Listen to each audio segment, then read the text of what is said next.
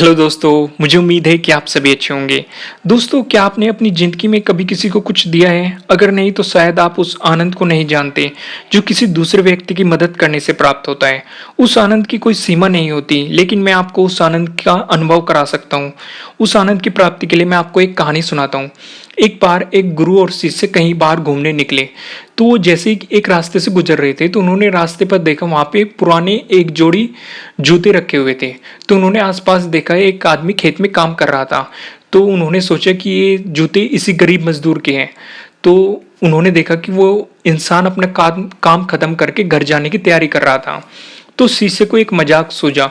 उसने अपने गुरु से कहा कि गुरु, क्यों ना हम ये जूते कहीं छिपा देते हैं झाड़ी, और फिर झाड़ियों के पीछे देखते हैं कि वो मजदूर क्या करेगा, कैसे घबराएगा, और फिर उसे देखकर बड़ा मजा आएगा।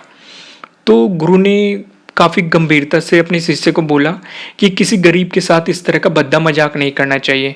क्यों ना हम इन जूतों में कुछ सिक्के डाल दें और छिपकर ये देखें कि इस मजदूर का क्या प्रभाव पड़ता है।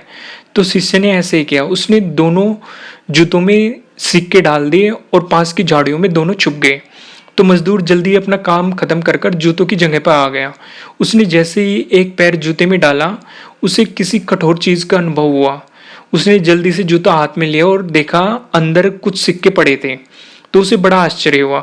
उसने सिक्के हाथ में लेकर बड़े गौर से उलट पलट कर देखा, और फिर उसने इधर उधर देखा कि भाई कोई इंसान तो नहीं है, किसके ये सिक्के हैं, पर उसे दूर दूर तक कोई नजर नहीं आया।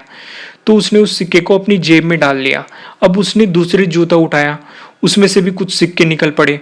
तो मजदूर काफी भाव विभोर हो गया और उसकी आंखों से आंसू गिरने लगे।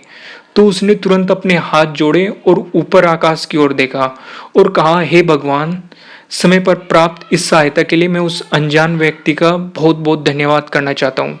उसकी सहायता और दयालुता के कारण आज मेरी बीमार पत्नी को दवा और भूखे बच्चों को रोटी मिल सकेगी। तो मजदूर की बातें सुनकर शिष्य की आंखें आंसुओं से भर गई।